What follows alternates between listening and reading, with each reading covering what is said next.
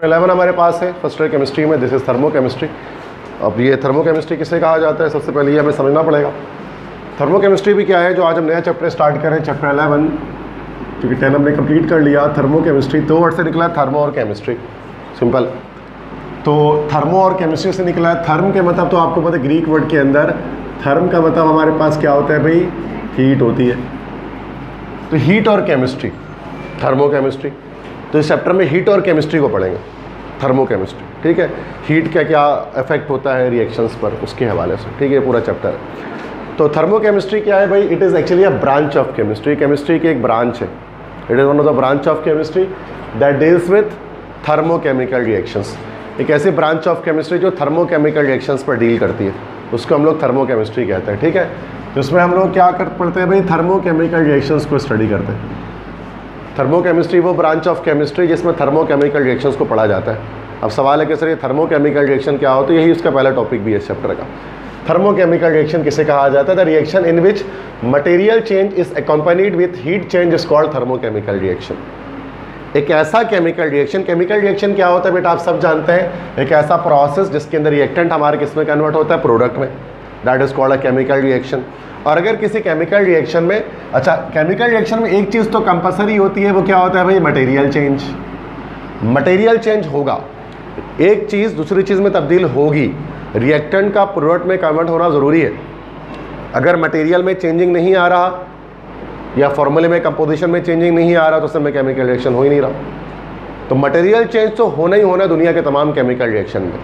लेकिन कुछ material change ऐसे होते हैं कि उसमें मटेरियल तो चेंज हो रहा होता है, साथ में हीट एनर्जी चेंज भी आ रहा होता है। मतलब या तो हीट एनर्जी एब्जॉर्ब हो रही होती है या रिलीज हो रही होती है।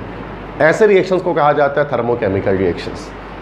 ऐसे केमिकल रिएक्शन जिसमें मटेरियल चेंज के साथ साथ हीट एनर्जी चेंज भी एग्जिस्ट करता है, उसको कहते हैं थर्मोकेमिकल रिएक्शन। बहुत बेसिक आसान सी बात। अब चूँकि अब इसका टेस्ट होगा नहीं ना, तो इसको साथ साथ ही याद करना पड़ेगा आपको, क्योंकि डायरेक्ट फाइनल टर्म में आप वो लिख देना है उसको, ठीक है। तो it can be classified into 2 types. 2 types में इसको क्लासिफाई किया जा सकता है। 2 तरह के हमारे पास रिएक्शंस होते हैं थर्मोकेमिकल रिएक्शन।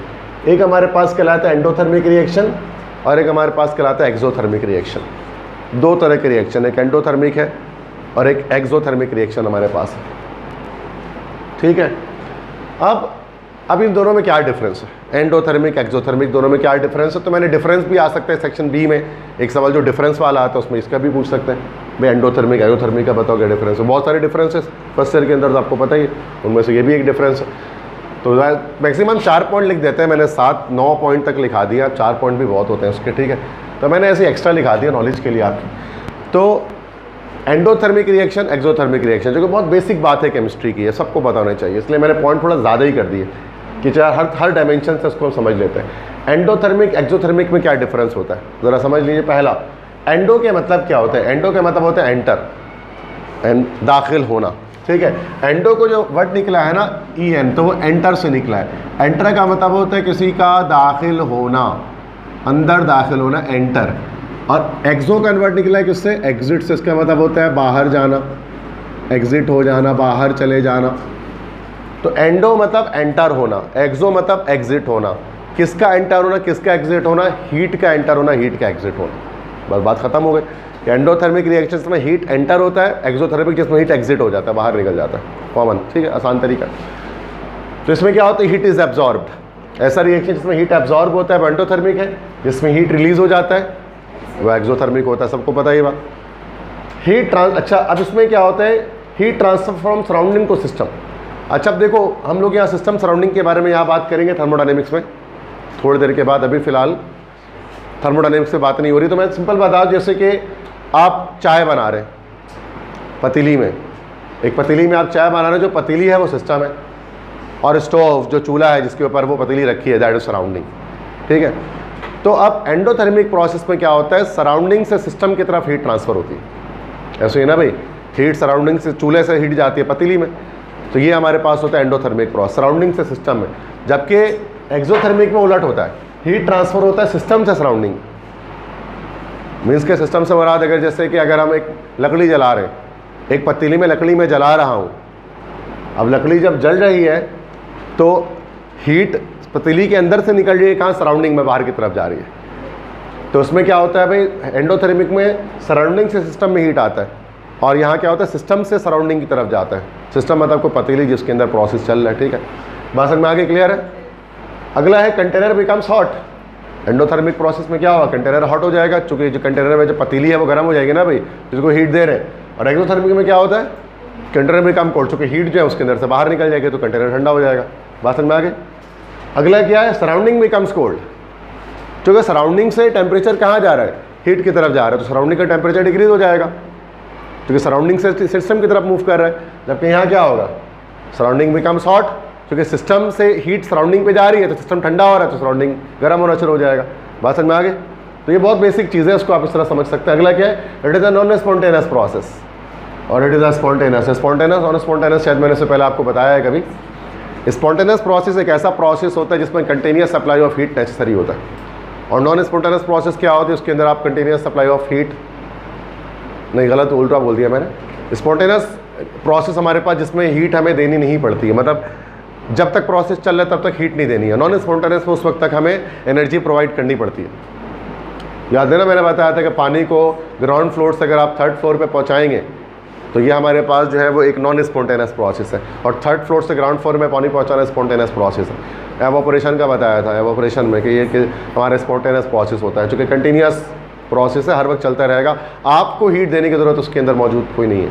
ऐसा ही है, क्लियर है, ठीक है। तो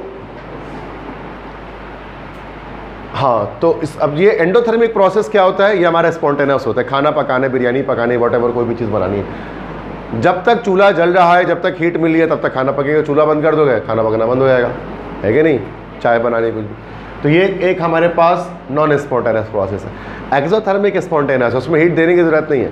एक बार अगर आपने कोयले को आग लगा दी, कोयला जल गया, तो वो कोयला जलता ही रहेगा, वो जलता ही रहेगा जब तक कि सारा कोयला खत्म नहीं हो जाए जल के। आपको उसके बाद हीट देने की ज़रूरत नहीं। शुरू में मेहनत लगती है स्टार्ट इनिशिएट करने के लिए, थोड़ा सा पंखा वंखा चलते हैं, थोड़ा सा ये करते हैं। शुरू में आपने बारबेक्यू वगैरह में देखा होगा, शुरू में थोड़ी मेहनत है, थोड़ा सा मिट्टी तेल डाल दिया, पेट्रोल डाल दिया, थोड़ा हवा जल दिया, ऐसे करके थोड़ा माचिस मार, एक बार जल गया तो टेंशन ही खत्म है, फिर चला रात भर चलाते रहो, बार बनाते रहो बारबेक्यू उसके अंदर, ऐसे ही होता है लेकिन शुरू में। लेकिन ये एक स्पॉन्टेनियस प्रोसेस, एक बार एक्सोथर्मिक स्टार्ट हो गया तो चलते ही रहेगा खुद ब खुद, बार बार हीट करने की जरूरत नहीं है। लेकिन जो एंडोथर्मिक होता है वो एक नॉन स्पॉन्टेनियस होता है। बात समझ में आ रही है, बहुत आसान चीज़ है। अच्छा, एंडोथर्मिक में क्या होता है, हीट कंटेंट या enthalpy of reactant is less than product. अब देखो एक चीज़ है, जब हम लोग यहाँ डिस्कस करेंगे हीट कंटेंट या एंथैल्पी, हीट कंटेंट या एंथैल्पी एक चीज़ अलग से, इसको कल की क्लास में हम लोग स्टडी करेंगे, अभी फिलहाल हल्का सा देख लें इसको।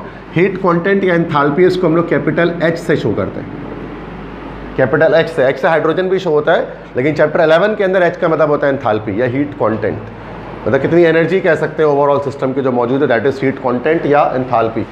तो यार देखिए एंडोथर्मिक में क्या होता है, रिएक्टेंट की enthalpy, endothermic okay yes, less than product होती है।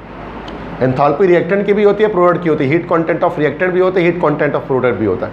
एंडोथर्मिक में रिएक्टेंट के हीट कंटेंट कम होता है, प्रोडक्ट का ज़्यादा होता है। इसी वजह से डेल्टा एच जो आता है, ये भी आगे आएगा, delta H change in enthalpy, enthalpy change, ये कैसा आता है, इसका पॉजिटिव आता है। हमेशा आपको पता है एंडोथर्मिक में पॉजिटिव आता है, चैप्टर 7 में भी बताया था। अब देखो कि रिएक्टेंट है, हीट किया, प्रोडक्ट बन गया, क्या ये एंडोथर्मिक प्रोसेस है, एंडोथर्मिक है, रिएक्टेंट को हीट कर रहा है, प्रोडक्ट बन जा रहा है। अब इसका डेल्टा H1 क्या हो जाएगा, इसका heat content of reactant, H2 कहलाता है हीट कंटेंट ऑफ प्रोडक्ट। मान लेते हैं कि इसको हम लोग ले लेते हैं कि ये 10 किलो जूल पर मोल है, इसको मान लेते हैं हमारे पास कितना हो गया, 50 किलो जूल पर मोल हो गया। तो अभी रिएक्टेंट प्रोडक्ट नहीं बन सकता, तो इसकी 10 है और इसकी 50 है, तो ये क्या करेगा, कितना हीट एनर्जी लेगा, 40 किलो जूल पर मोल हीट एनर्जी एब्जॉर्ब करेगा सराउंडिंग से। तो क्या होगा, वो फिर रिएक्शन हमारे पास प्रोसीड होना शुरू करेगा। अब डेल्टा एच कितना आगे जरा देखें, डेल्टा एच हमारे पास क्या होता है, this is H2 minus H1, ये हो जाएगा 50 माइनस 10, तो कितना आ गया हमारे पास, प्लस का 40 आया। इसी वजह से हम कहते हैं कि मुझे एंडोथर्मिक प्रोसेस में डेल्टा एच पॉजिटिव रहता है, प्लस में, राइट हैंड पर प्लस में लगाते हैं, देखा होगा आपने एंडोथर्मिक में। और एक्सोथर्मिक में क्या होता है, हीट कंटेंट जो रिएक्टेंट का होता है वो ज़्यादा होता है प्रोडक्ट से। अब उसका रिवर्स हो गया, उलट है ना, डिफरेंस है। अब डेल्टा एच इसलिए इसमें क्या आता है, एंथैल्पी चेंज, जिसका एक्सोथर्मिक का नेगेटिव आता है। जैसे कि रिएक्टेंट है या प्रोडक्ट है, देखो यहाँ हीट प्रोडक्ट साइड पे लिखा है तो अब हीट रिलीज हो रहा है, यही है ना भाई जनरल रिएक्शन है एक्सोथर्मिक रिएक्शन का। अब इसका डेल्टा एच मान लेते हैं, इसका डेल्टा एच हमारे पास 50 किलो जूल पर मोल है और H2 हमारे पास यहाँ पर इसका 10 किलो जूल पर मोल है। अब जाहिर सी बात है इसके पास 40 ज़्यादा है तो वो 40 क्या करेगा एक्स्ट्रा, ये रिलीज़ कर देगा हीट के फॉर्म में, तभी एक्सोथर्मिक प्रोसेस है। अब डेल्टा एच अगर हम इसका निकालेंगे, डेल्टा एच ये हो जाएगा H2 माइनस H1, ये हो जाएगा 10 माइनस 50, कितना आंसर आ जाएगा डेल्टा एच माइनस का 40 किलो जूल पर मोल। तो आ गया नेगेटिव में, इस वजह से नेगेटिव में आ रहा होता है इसका डेल्टा एच एक्सोथर्मिक प्रोसेस के लिए। कोई मसला, एंथैल्पी चेंज, ठीक है। क्योंकि ये चैप्टर 11 है जो अब हीट के बारे में, जो बातें हीट के बारे में पता है अच्छी बात है, जो बातें अब तक ज़िंदगी में नहीं पता थी वो बताने का काम चैप्टर 11 का है। रिएक्शंस के अंदर हीट नहीं पता था, अब पता लग जाएगा, ज़िंदगी भर काम आएगा। वरना थोड़ी बहुत हल्की फुल्की चीज़ें तो हम ऑलरेडी पढ़ के आ चुके हैं, लेकिन हल्के फुल्के पढ़ने से कुछ नहीं होता इंटर में, जब तक आप बेसिक कॉन्सेप्ट नहीं बनाएंगे। थोड़ा थोड़ा पता है, little knowledge is always dangerous, नीम हकीम खतरा है जान, बोलते हैं ना भाई, तो नीम हकीम बनने की जरूरत नहीं है। आप पढ़ो तो पूरी तरह से पढ़ो, एक चीज़ को ना पढ़ो ही नहीं, वो फिर बेला जब सब्जेक्ट की बेइज्जती करने से बेहतर उसको पढ़ा ही ना जाए। अगर आप उसको ऐसे ऐसे पढ़ रहे हो जिससे उसका हक ही अदा नहीं हो रहा सब्जेक्ट का, तो फ़ायदा क्या है ना भाई। तो ज़्यादातर बच्चे ऐसे ही पढ़ रहे होते हैं, बस काम चल जाए, बस काम चलने से कोई फ़ायदा नहीं है, आप पूरी तरह से पढ़ें। उसके बाद 9th है फॉर एग्जाम्पल, मिसाल के तौर पर अब जैसे आप एग्जाम्पल यहाँ पर आ गई ना, कुकिंग हो गया, खाना पकाना एंडोथर्मिक प्रोसेस है। मेल्टिंग ऑफ आइस, बर्फ़ का पिघलना एंडोथर्मिक है, हीट देते हैं ना तभी बर्फ़ पानी बनता है। जितने भी थर्मल डिकम्पोजिशन रिएक्शन होता है, थर्मल डिकम्पोजिशन क्या होता है, जिसमें जब किसी कंपाउंड को हीट करते हैं और वो अपने एलिमेंट्स में डिकम्पोज हो जाता है, तो उसको हम थर्मल डिकम्पोजिशन प्रोसेस या रिएक्शन कहते हैं। वो सारा एंडोथर्मिक होता है। जैसे देखिए कैल्शियम कार्बोनेट है, हीट करेंगे कैल्शियम ऑक्साइड और कार्बन डाइऑक्साइड में ब्रेक हो जाएगा, this is the thermal decomposition of limestone. ये एंडोथर्मिक प्रोसेस होता है, हीट करते हैं तब जाकर ये कैल्शियम ऑक्साइड और कार्बन डाइऑक्साइड में टूटता है। तो ये भी जितने भी थर्मल डिकम्पोजिशन प्रोसेस होते हैं सारे एंडोथर्मिक। तो 3 तरह, कुकिंग हो गया, खाना पकाना हो गया, बर्फ़ का पिघलना हो गया और थर्मल डिकम्पोजिशन हो गई। हमारे पास क्या है, और भी हज़ारों प्रोसेस है, आसान आसान याद रखें सिर्फ, क्योंकि अब इसका टेस्ट होगा नहीं तो आसान आसान चीज़ें बस याद रखें। उसके बाद आ जाए 9th फॉर एग्जाम्पल। अब इसमें देखें यहाँ पर एक्सोथर्मिक प्रोसेस क्या होगा जिसमें हीट एनर्जी रिलीज होती है।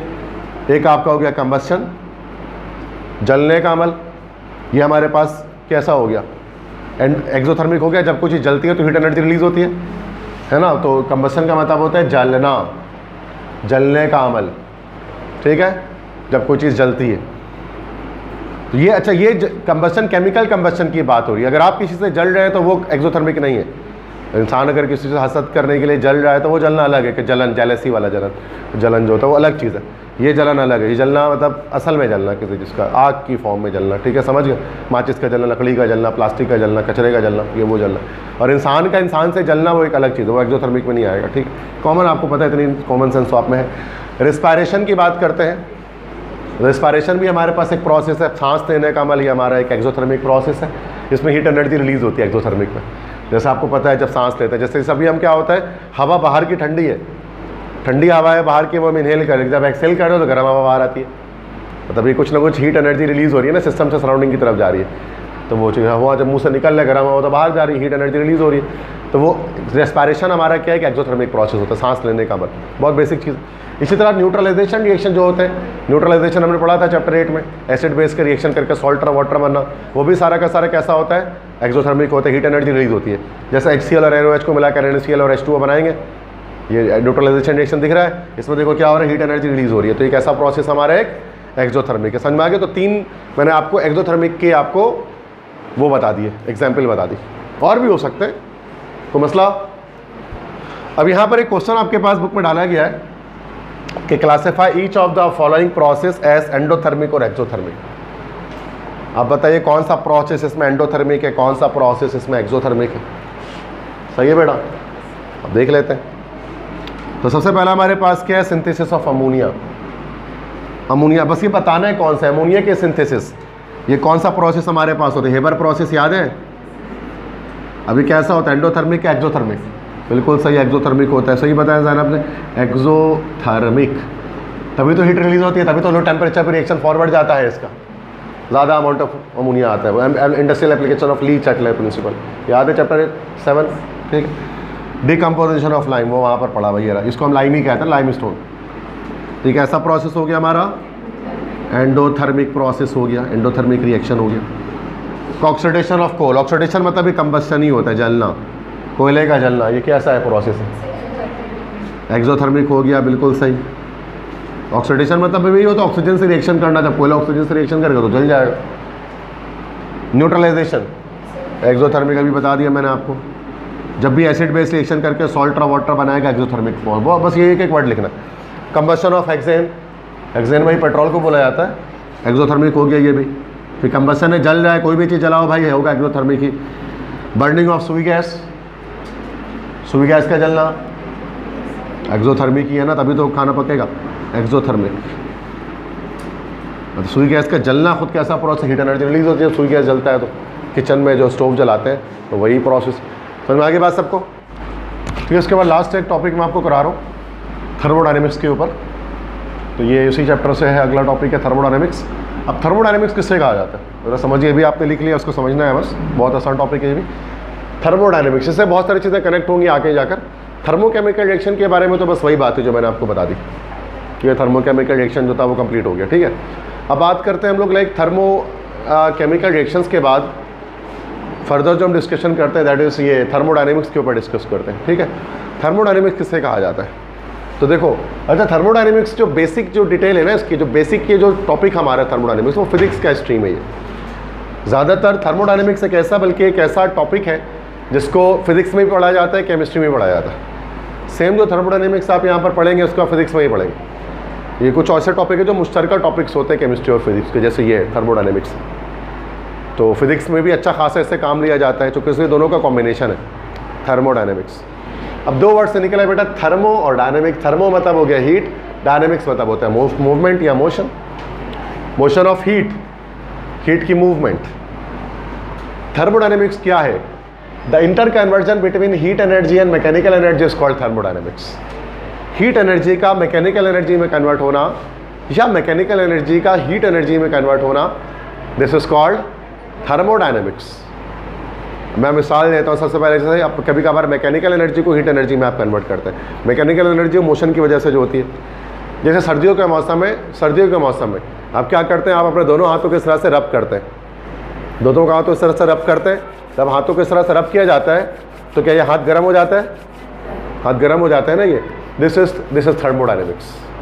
क्योंकि आप हीट कर रहे हैं इसको, ये मूवमेंट कर रहे हैं, दिस इज मैकेनिकल एनर्जी। अब ये मैकेनिकल कन्वर्ट किस में हो रही है? हीट एनर्जी में। दिस इज थर्मोडायनेमिक्स बेसिक, ठीक है।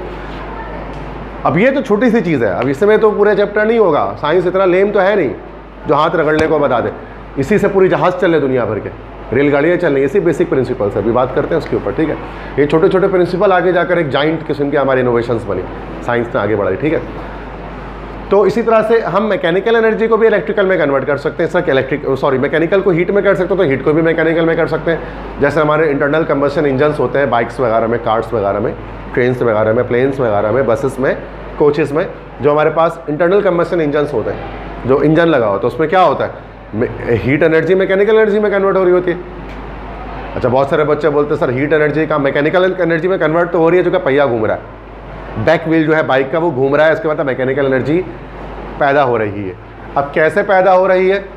With the help of heat energy. अब जब बच्चे बोलते हैं सर हीट एनर्जी से कहाँ हो रही हो, तो पेट्रोल से हो रही है, पेट्रोल से हीट में कर। तो पेट्रोल आप जब डाल लें तो वो पेट्रोल जब इंजन में जा रहा है और जब बाइक में किक मारी जाती है तो उससे एक स्पार्क प्लग लगा होता है, क्या स्पार्क प्लग से एक चिंगारी जाती है, गैसोलीन या जो पेट्रोल उसमें लगती है, तो पेट्रोल जलना शुरू होता है। और जब पेट्रोल जलता है तो जलने से थर्मल एक्सपेंशन और कॉन्ट्रैक्शन होती है, और वो एक्सपेंशन कॉन्ट्रैक्शन की वजह से क्या होता है आपको पता होगा, बाइक का पहिया घूमता है, जो इसलिए जो इंजन होता है बाइक का वो काफ़ी गर्म हो रहा होता है, और अंदर कोई चीज़ जल रही है तभी उसका धुआं साइलेंसर से बाहर निकल रहा होता है। ऐसा ही है ना भाई, कॉमन सेंस सबके पास है। तो वो पूरा थर्मोडायनेमिक्स है जिसकी वजह से आपका बाइक, आपकी कार, आपकी ट्रेन, आपकी प्लेन चल रही है, जो भी इंजन चल रहे हैं हमारे, ठीक है। पेट्रोल इंजन जो होते हैं, डीजल इंजन जो हमारे पास होते हैं, वो सारा इसी एक टॉपिक की वजह से थर्मोडायनेमिक्स। इंसान ने जब इसको सीखा तो ऑटोमोटिव्स बनाई, लोकोमोटिव्स बनाए, जहाज़ बनाए, और ट्रैवलिंग करना हम सबके लिए आसान हुआ। पहले घोड़े में सफ़र किया जाता था, बैलगाड़ी में, तांगे में सफ़र किया जाता था, लेकिन जब ये सब आ गया तो कार्स आ गई, बसेस आ गई, ट्रेन्स आ गए, प्लेन्स आ गए, और एक ट्रांसपोर्टेशन के अंदर एक रेवोल्यूशन, एक इंकलाब बरपा हो गया। बात समझ में आ गई? तो इंसान को पता लगा कि भाई हम हीट एनर्जी को मैकेनिकल वर्क डन के लिए इस्तेमाल कर सकते हैं। और सबसे पहले जिस बंदे को पता लगा उसका नाम था जेम्स वॉट। ऐसे ही इंफॉर्मेशन दे रहा हूँ आपको। जेम्स वॉट का नाम सुना होगा आपने, जिसके नाम पे पावर की यूनिट है वॉट, WATT वॉट, सुना है? वॉट पावर की यूनिट। वो जेम्स वॉट क्या था? He was the inventor the first steam engine in the world. दुनिया का पहला इस भाप का जो इंजन उसने बनाया था ना, स्टीम इंजन। उससे क्या था, हीट की वजह से उसने पहली बार क्या था कि गाड़ी चलाई थी। तो वो पहला एक काम था, अच्छा 300 साल पहले से 250 साल पहले। उसके बाद इंसान ने कार से एक से जदीद कार बनाई, 400 500 600 स्पीड पे चलने वाली car, sports car, luxury car, कितनी कार दुनिया बना बैठे। जहाज़ ऐसे ऐसे बना दिए हमने, हवाई जहाज़ जो मैक 2 मैक 3 की स्पीड से चलते हैं, जो साउंड की स्पीड, साउंड बैरियर को भी तोड़ दे, वो सोनिक बूम के साथ ट्रैवल करते हैं, JF-17 थंडर और पता नहीं क्या क्या। तो कहने का मकसद है कि लाइक इंसान ने तो फिर आगे रुकता कहाँ है, इंसान तो आगे बढ़ता ही जाता है, इंसान का फुल स्टॉप नहीं होता, वाला है इंसान है। तो एक चीज़ याद होगी, साइंटिस्ट लोग में ना उनको हर वक्त चुल एक मची होती है, चुलबुले टाइप की होता है, कुछ ना कुछ करते रहो भाई, एक चीज़ स्टॉप नहीं करते वो, उससे और जदीद चीज़ ले आते हैं आपके सामने। और हम पाकिस्तानी मुंह फाड़ के देखते रहते हैं भाई ये क्या हो गया, ये कैसे हो गया, क्योंकि हम लोग इस्तेमाल करने वाले, बनाने वाले तो है नहीं। तो अब ये थर्मोडायनेमिक्स एक बहुत बड़ी फील्ड है जिसके अंदर हम लोग स्टडी करते हैं। मैकेनिकल इंजीनियरिंग के अंदर बहुत बड़ा काम इसका है, जो इंजीनियरिंग की तरफ जाएंगे। अब थर्मोडायनेमिक्स को स्टडी करने के लिए चंद एक डेफिनेशन, चंद एक छोटे छोटे चीज़ों का पता होना ज़रूरी है, जो उसके कॉन्सेप्ट डेवलप करने के लिए होता है। सिस्टम क्या होता है, सराउंडिंग क्या होता है, बाउंड्री क्या होता है, स्टेट क्या होता है, पाथ फंक्शन क्या होता है, ये सब चीज़ हम देखेंगे। अभी देखते हैं कितना हो सकेगा आज। तो छोटी छोटी डेफिनेशन है, पेपर में तो आता ही है ना, उसमें कोई बुक में लिखा हुआ, बुक से मैंने लिखा तो पेपर में तो आना ही है। अभी तो हम उसको समझने के लिए जस्ट पढ़ रहे हैं, ठीक है, पेपर में तो आएगी, सिंपल सी बात। यूनिवर्स सबसे पहले क्या चीज़ होती है? मतलब बातें तो एक से एक इंटरेस्टिंग है जो कर सकते हैं क्लासरूम में, लेकिन मैं कोशिश कर तो वहीं से बात निकालो जो आपके पेपर में आने वाली बात। अलग बातें करोगे तो फ़ायदा कुछ नहीं होगा उसको, सही बात है ना भाई। तो यूनिवर्स सबसे पहली बात, यूनिवर्स किसे कहा जाता है? देखो यूनिवर्स तो कायनात जिसको हम कहते हैं, चांद, तारा, सूरज, सात आसमान, ये कायनात है, जो डेली लाइफ में हम लोग कायनात जिसको होते हैं यूनिवर्स। लेकिन थर्मोडायनेमिक्स के अंदर यूनिवर्स किसे कहा जाता है? The combination of system and surrounding is called universe. System और सराउंडिंग का जो कॉम्बिनेशन होता है वो यूनिवर्स कहलाता है। सिस्टम सराउंडिंग क्या है बताता हूँ। मिसाल के तौर पे जैसे देखो बेटा, अगर मैं एक डायग्राम में बनाऊँ तो ये मैं एक बॉक्स बना देता हूँ, ये मैं बॉक्स बना देता हूँ, उसके अंदर एक सर्किल एक बना देता हूँ। अभी जो पूरा डब्बा है, पूरा जो बॉक्स है, मान लेते हैं कि वो क्या है भाई, यूनिवर्स है। ये जो सर्किल है ये सिस्टम है, और सर्किल के बाहर का जो ये पूरा पोर्शन है ये हमारे पास क्या है, दिस इज। तो साबित हुआ कि सिस्टम और सराउंडिंग को जब जमा करते हैं, उनको प्लस करते हैं, तो यूनिवर्स हमारे पास बनता है। Universe is the combination of system and surrounding. अब सर ये सिस्टम सराउंडिंग क्या चीज़ है? तो अगला यही है सिस्टम। सिस्टम किसे कहा जाता है? सिस्टम के बहुत सारे मायने हैं, सिस्टम के बहुत सारे मायने हैं। एक सिस्टम निज़ाम को बोलते हैं, निज़ाम जैसे बोलते हैं ना, पाकिस्तान का सिस्टम बहुत ख़राब है या यहाँ का सिस्टम ही आउट है, एक वो सिस्टम होता है। एक सिस्टम बायोलॉजी में होता है, ऑर्गन सिस्टम जिसको हम कहते हैं, है ना, combination of different organ, digestive system, circulatory system, nervous system, बहुत सारे। एक सिस्टम कंप्यूटर को बोला जाता है, कंप्यूटर साइंस वाले क्या कहते हैं, कंप्यूटर सिस्टम, ऑपरेटिंग सिस्टम सुना होगा आपने, एक वो सिस्टम होता है कंप्यूटर वाला सिस्टम। एक सिस्टम हम लोग अपनी ज़बान में हम लोग बोलते हैं, जैसे हम लोग जो ये ब्रॉ कोड की बात हम करते हैं कि हम लोग जो बोलते हैं आपस में दोस्तों में, खाने पीने की चीज़ों को सिस्टम बोलते हैं। जैसे अगर खत्म तरावी हो गया, दोस्त बोलते हैं यार आजा सिस्टम है, तो सिस्टम से मुराद है खाना पीना है, कोड वर्ड में, ताकि इसको पता लगे खाने के लिए बुला रहे हैं। बोलते हैं सिस्टम है, आ जाओ जल्दी, फला जगह पहुँचो जल्दी, सिस्टम शुरू होने वाला। सिस्टम मतलब खाना पीना। और सिस्टम में अगर गोश्त का आइटम है तो बोलते हैं नट बोल्ट उसके अंदर है, बोलते सिस्टम में नट बोल्ट भी आ जाओ। नट बोल्ट मतलब गोश्त है, मटन, बीफ, कुछ भी ऐसा। हम लोग कोड वर्ड में बात करते हैं बॉयज़ अपने, तो हमारी अपनी ज़बान है। तो कहने का मतलब सिस्टम एक अलग सिस्टम है, जो लड़के सिस्टम बोलते हैं जिसको खाने पीने की चीज़ों, तो आपको समझ में नहीं आएगा। तो अब यहाँ जो सिस्टम है ये सब नहीं है, मतलब यहाँ वो सिस्टम वो बिल्कुल डिफरेंट है, वो सारी चीज़ें नहीं है इसमें। यहाँ जो सिस्टम है वो क्या है भाई, the any portion of universe under observation is called system. ये सिस्टम जो थर्मोडायनेमिक सिस्टम कहलाता है। कायनात का कोई भी हिस्सा, कायनात का कोई भी पोर्शन जिसको आप ऑब्जर्वेशन में रखें, जिसको आप अपने कंसिडरेशन में रखें, उसको सिस्टम कहा जाता है। मिसाल के तौर पे ये मार्कर अगर है, मान लेते हैं ये मार्कर है, इस मार्कर की मेल्टिंग पॉइंट को मुझे चेक करना है किस टेम्परेचर पे ये पिघल जाएगा, तो ये मार्कर मेरा सिस्टम हो गया, क्योंकि मैं इस पर रिसर्च कर रहा हूँ कि किस टेम्परेचर पे पिघलता है ये, दैट इज़ कॉल्ड सिस्टम। अब सिस्टम कोई भी हो सकता है, कोई बीकर हो सकता है, बीकर के अंदर अगर उनको प्रैक्टिकल कर तो बीकर सिस्टम है। टेस्ट ट्यूब में आपको रिएक्शन कराने, टेस्ट ट्यूब एक है टाइट्रेशन कर रहे हैं तो जो आपका जो ब्यूरेट है, जो कॉनिकल फ्लास्क है, वो आपका हो गया सिस्टम। जिस चीज़ जो भी को ऑब्जर्वेशन में जो आप है जिसको आप देख रहे हैं, नोट डाउन कर रहे हैं, वो हमारा सिस्टम है। तो बस आसान सी बात है, सिस्टम की डेफिनेशन समझ में आ गई। अब सिस्टम 3 तरह के होते हैं, फिजिक्स में ये पढ़ा होगा आपने, ओपन, क्लोज, आइसोलेटेड। 3 तरह के system, open system, close system, isolated system. अब ओपन सिस्टम क्या होता है?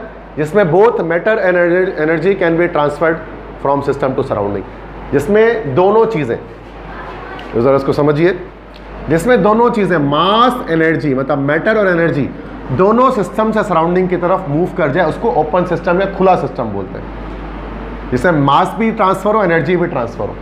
इसकी मिसाल क्या है? जैसे a cup of hot T, गरम चाय की एक कप।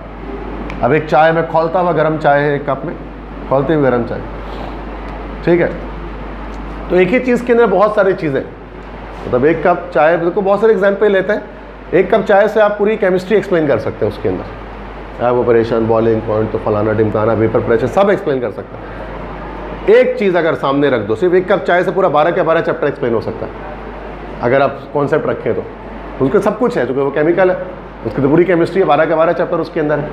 कहने का मकसद क्या है? लेकिन उसके लिए नॉलेज होनी चाहिए, कॉन्सेप्ट होना चाहिए।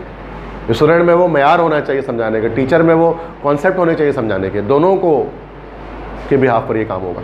सिंपल सी बात है ना। तो बहुत कुछ होता है। तो open system that is mass energy दोनों ट्रांसफर होगा। ओपन कप ऑफ टी, जैसे चाय का कप है, गर्म चाय का कप है, इसका दोनों ट्रांसफर होगा, मैटर भी और एनर्जी भी। अब उंडेल दो ऐसे करके, ऐसे नीचे उंडेल दोगे तो क्या होगा? मैटर भी गया, एनर्जी भी गया। ऐसा तो नहीं कि एनर्जी उसमें रह जाएगा, एनर्जी के साथ मैटर चले जाएगा। हाथ में रहेगा तो हाथ पे चाय का दाग भी आएगा, कपड़े में, और गर्म भी लगेगा, दोनों चीज़ होगा। सही बात है ना भाई? तो दोनों चीज़ ट्रांसफर हो गया सिस्टम से सराउंडिंग। क्लोज सिस्टम में क्या होता है भाई?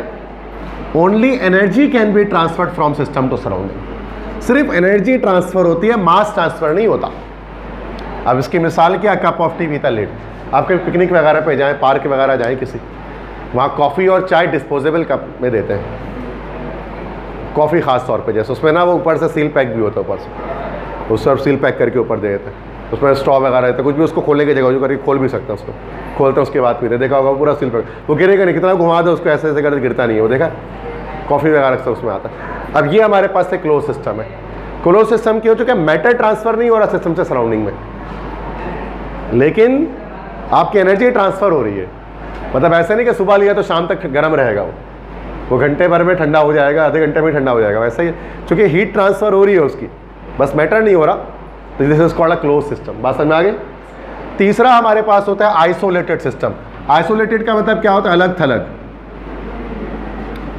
मतलब अलग थलग सिस्टम, अलग सिस्टम, आइसोलेटेड सिस्टम जो आइसोलेशन में हो। Neither mass nor energy can be transfer from system to surrounding in isolated system. ना मास ट्रांसफर होगा ना एनर्जी ट्रांसफर होगा, कोई भी ट्रांसफर नहीं होगा सिस्टम से सराउंडिंग, ना मैटर ना एनर्जी। और याद रखिएगा, एक perfect isolated system does not exist in this universe. एक परफेक्ट आइसोलेटेड सिस्टम को कोई नहीं बना सकता है, क्योंकि मास अब ट्रांसफर होने से फिर रोक सकते हैं, लेकिन एनर्जी ट्रांसफर होने से कोई नहीं रोक सकता है। एनर्जी ट्रांसफर लाजमी होती है, इसलिए कोई परफेक्ट एग्जाम्पल नहीं आ सकती आइसोलेटेड सिस्टम के अंदर। हाँ, नियर टू आइसोलेटेड सिस्टम में हम थर्मोस लिख सकते हैं, a thermos filled with hot T.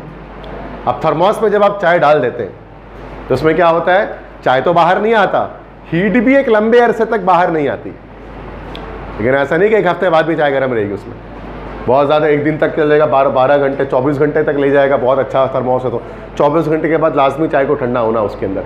ऐसा तो नहीं कि 10 दिन बाद भी चाय ठंडी मिल गर्म मिल रही है उसके अंदर, ऐसा तो नहीं। तो थर्मोस आइसोलेटेड सिस्टम 100% नहीं कह सकते, हीट स्लो उसमें भी ट्रांसफर हो रही है, बट स्लोली हो रही है।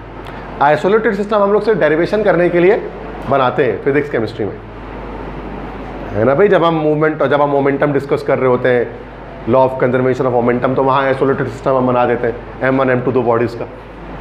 लेकिन वो इसलिए वो सिर्फ डेरिवेशन की हद तक, रियल में ऐसा नहीं हो सकता।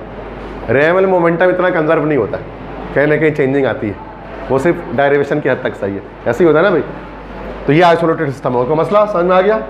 ओपन सिस्टम क्या? जिसमें दोनों ट्रांसफर हो, क्लोज सिस्टम जिसमें सिर्फ एनर्जी ट्रांसफर हो, और आइसोलेटेड सिस्टम जिसमें दोनों ही ना ट्रांसफर हो, ना इधर मास नॉर एनर्जी। बहुत आसान, खुद से लिख सकते हो यार, कोई याद करने की चीज़ नहीं है, कोई बेवकूफ़ी हो कोई याद करेगा इसको, मैं तो बोलता हूँ इतनी बेसिक चीज़ है, तो सुना और याद हो गया, ठीक है? इसमें कौन याद करते सराउंडिंग, ठीक है? अब सराउंडिंग की बात करते हैं। सराउंडिंग किसे कहा जाता है? वो अभी बात कर ली ना, सिस्टम से बाहर जो कुछ है वो सराउंडिंग है। The portion of universe around the system is called surrounding. अब ये मार्कर, ये रहा मेरे पास मार्कर है। अब मार्कर के आसपास जो कुछ मौजूद है, आप सारे हैं, ये बोर्ड हो गया, ये पंखा हो गया, ये ट्राइपॉड स्टैंड हो गया, ये डेस्क हो गया, ये बटन हो गया, एलईडी बल्ब हो गया, ये सारा का सारा इसका सराउंडिंग। अगर मैं ये सिस्टम है तो सिस्टम के आसपास जो कुछ है वो सब सराउंडिंग है। क्लियर बात समझ में आ गई? उसका इर्द गिर्द नवा उसकी सराउंडिंग। बाउंड्री, बाउंड्री किसे कहा जाता है भाई? बाउंड्री क्या है भाई? The border between system and surrounding is called boundary. जैसे ये रेड कलर से आप देख लें जो मैंने बनाया है, सिस्टम और सराउंडिंग के जो बॉर्डर है वो क्या है? बाउंड्री है। जैसे मार्कर है, मार्कर की जो आउटर सरफेस ये पूरा है, ये क्या हमारे पास हो गया? इसका बाउंड्री हो गया। जो बाउंड्री एक ऐसा पोर्शन जो सिस्टम को सराउंडिंग से जुदा करता है, अलग करता है, उसको बाउंड्री कहते हैं। द बॉर्डर एक है वो तरह का। बात समझ में आ गई? अब वो मूवेबल भी होती है, फिक्स भी हो सकती है। डेरिवेशन जब करेंगे तो वहाँ दोनों तरह की बाउंड्री मैं आपको दिखाऊंगा। फिक्स भी होती है, मूव भी कर रही होती है बाउंड्री। दोनों तरह की बाउंड्री डेरिवेशन में हम देखेंगे।